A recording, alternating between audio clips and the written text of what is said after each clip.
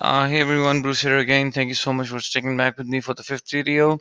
Right now, before we got disconnected on the last video, I mentioned that we are going to discuss clearing out the schedule, enabling ghost shifts, show budget mode, showing the forecast and show forecast hour graph. Though we already have a video for that, so we're gonna skip that part and showing the old shift creation mode.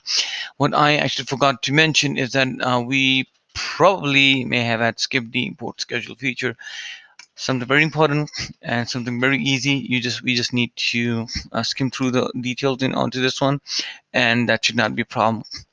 So it's simple. In order for a scheduler or a manager to import a schedule, what they need to do is to go to the shift planning section, click on the drop down button, and select the import schedule. Now, once the import schedule is selected, it will take you to another window where you'd be given two different formats. The format number one, the format number two. For basic scheduling, it's usually recommended that format one works perfectly fine. For detailed scheduling and kind of advanced where overnight shifts are involved, so we would recommend format number two.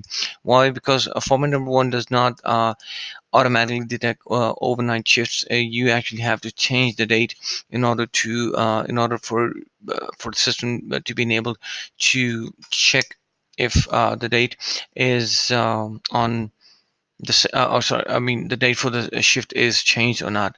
However, and secondly, in format number one, you have two different columns for date, right? The start time and the end time. On the contrary, over here we just have one column for the start time and the end time. So yeah, basically it's simple as that. Let me just go ahead and see if I've got a file over here.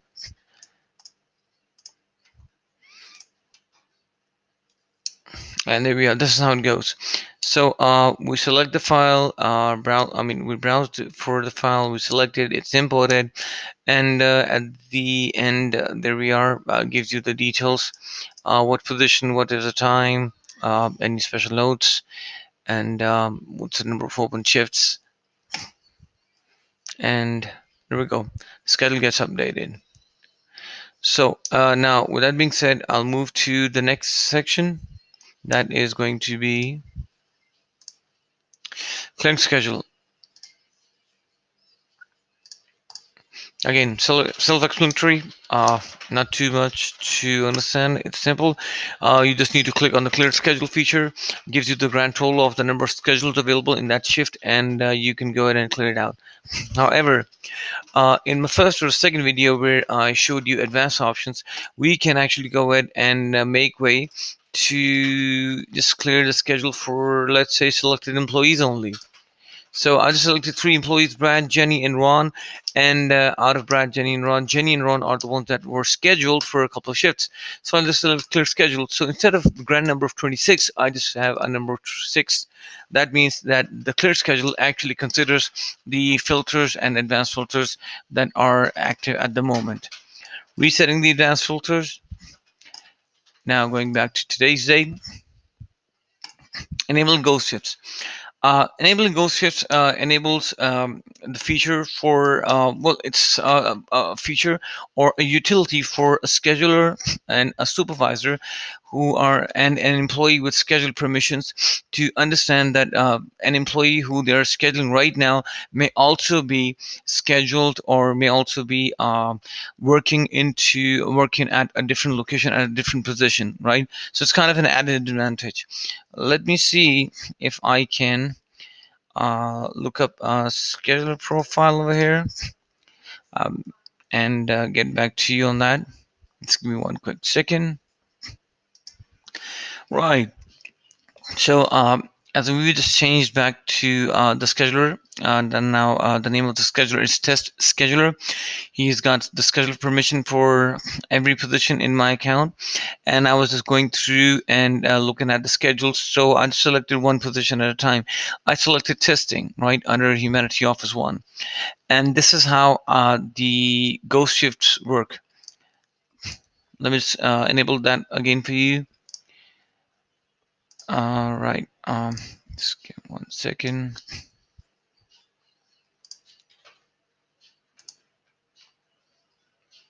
Right. Now, enabling ghost shifts for an employee will help you understand when and where this employee is busy at the moment. So, I have selected manager of the position. I see Alex Rocker is an employee who is also signed a position of a manager.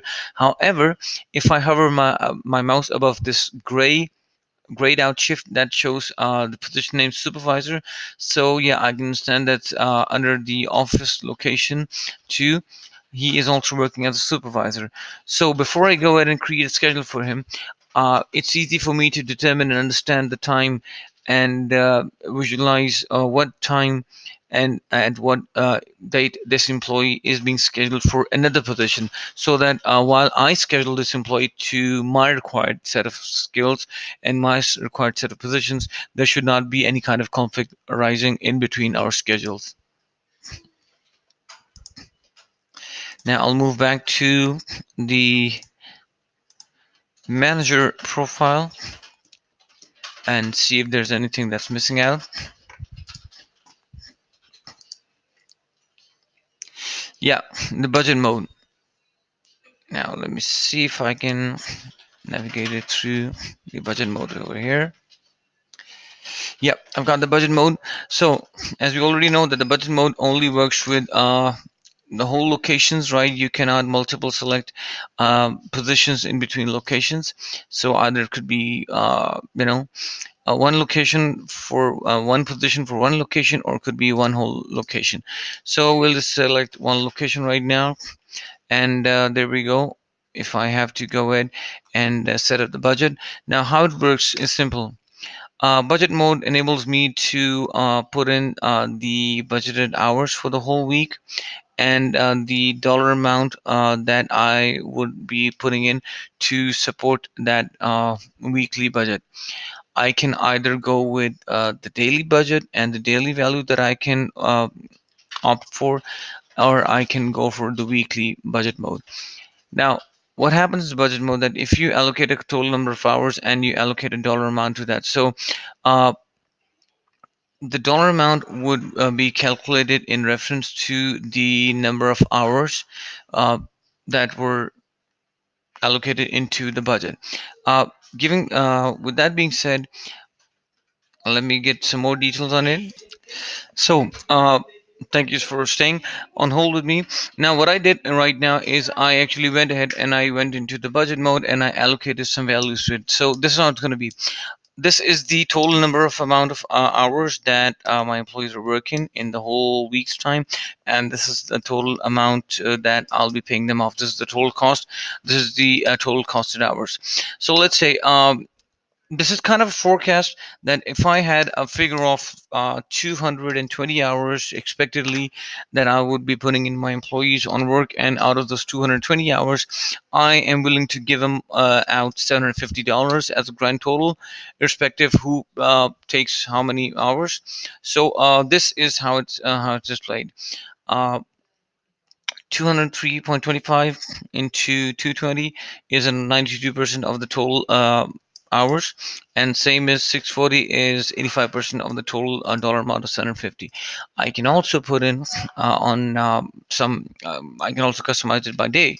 So let's say instead of 20 hours, instead of 16 hours, I've got 20 hours, and I can put in like $320. No, I'll put in $300. So if I do that, my figure would definitely go in a negative. How do I determine that my cash flow is going into negative? Is that the font for the cash amount would go into red font, and if it's going into positive, it'll go into a figure of less than 100%, and the font for my cost flow cash would be in green font. So yeah, that's about it and how to work on the budget mode. Last but not least, showing the old shift creation mode is simple as that. I click on show the old shift creation mode. I get to put in the shift creation like 95p, 9p to 11p, right? And if I click on the new shift creation mode, it's simple. So I get to save a couple of templates. I can create shifts. I can select positions, and yeah, that's probably that's the most easiest part.